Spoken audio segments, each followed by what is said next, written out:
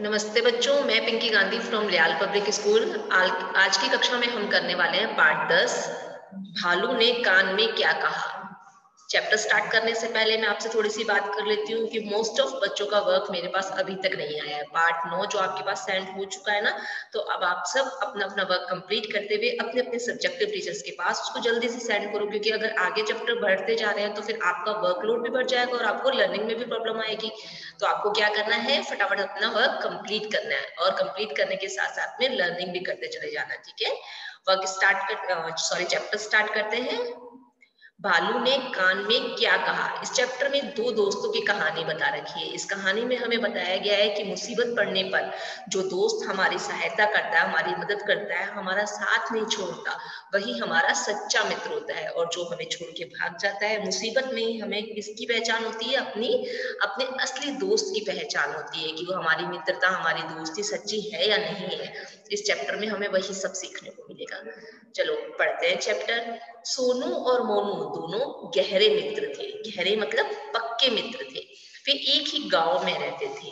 एक दिन दोनों बाजार जा रहे थे। गांव में बाजार तक जाने के लिए जंगल से होकर गुजरना पड़ता था। कहाँ जाना? जब उन्हें अगर बाजार जाना है तो उस बीच में जो रास्ता पड़ता था उसमें जंगल भी आता था। तो जो अगर उन्हें बाजार जाना है तो उन्हें जंगल से होकर ही जाना पड़ता था। जब दोनों मित्र जंगल से गुजर रहे थे उसी वक्त उन्हें सामने से एक भालू आता दिखाई दिया। तो जैसे ही जब उन्होंने बाजार जाने की सोची और उस जंगल को पार करना था, तो जैसे ही वो जंगल को पार करने लगे उनको एक भालू आता हुआ दिखाई दिया। दोनों डर गए। उनकी समझ में नहीं आ रहा था कि वो क्या करें। सोनू मोनू को अकेला छोड़कर पेड़ पर चढ़ गया। उनको समझ में नहीं आ रहा था कि वो क्या करे। दोनों के दोनों डर गए थे। तो सोनू ने क्या किया, मोनू को अकेला ही छोड़ दिया और खुद जो है पेड़ पे चढ़ गया।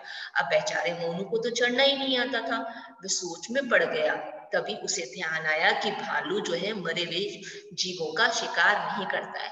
अब सोनू ने क्या चालाकी दिखाई कि उसको तो चढ़ना आता था। उसने ये नहीं सोचा कि मेरे दोस्त का क्या हुआ, भालू उसको खा गया तो वो बहुत ज्यादा डर गया। तो उसने कुछ नहीं सोचा। उसने ये सोचा मैं तो मेरी जान बचा लूं, मुझे चढ़ना है तो मैं क्या करूं, पेड़ पे चढ़ जाता हूँ। उसने अपने दोस्त की बिल्कुल परवाह नहीं की। मोनू को फिर अचानक से ध्यान आता है कि वो चढ़ तो नहीं सकता, लेकिन जो भालू है ना वो मरे हुए जीवों को नहीं खाता, वो खुद ही मारता है और उसको खाता है ना।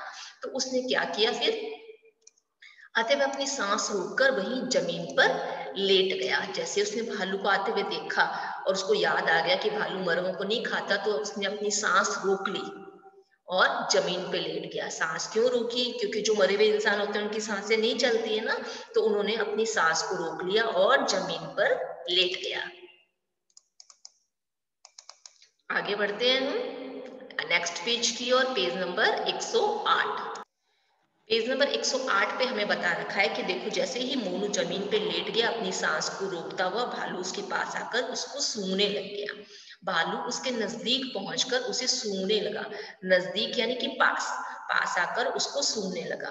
भालू को लगा कि वह मर गया है। वह उसे छोड़कर आगे बढ़ गया। भालू ने क्या सोचा कि वो मर गया है मोनू, तो उसने उसको छोड़ दिया और आगे बढ़ गया।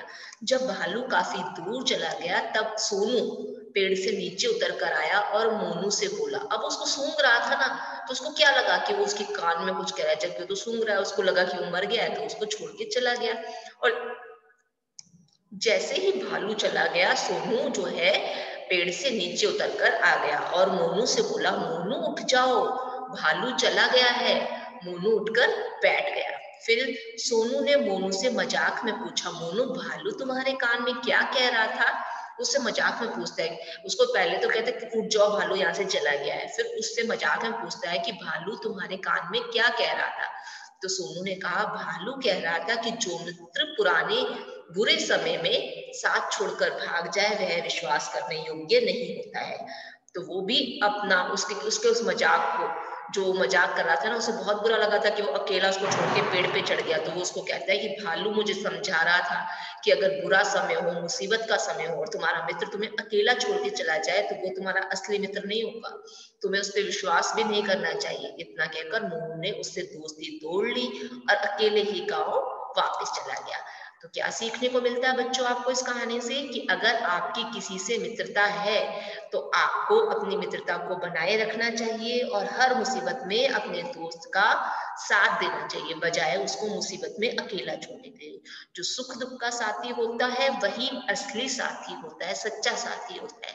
तो आपको क्या करना चाहिए, हर अपनी हर परिस्थिति में, चाहे वो सुख की है, दुख की है, मुसीबत की है या खुशी की है, हर परिस्थिति में अपने सच्चे दोस्त के साथ, अपने ट्रू फ्रेंड और बेस्ट फ्रेंड के साथ में साथ देना चाहिए। आज का मैं अपना अध्याय यहीं समाप्त कर रही हूँ। अच्छी थी ना कहानी? कल हम इसके बुक एक्सरसाइज को करेंगे। आज की मेरी कक्षा यहीं समाप्त करती हूँ। धन्यवाद।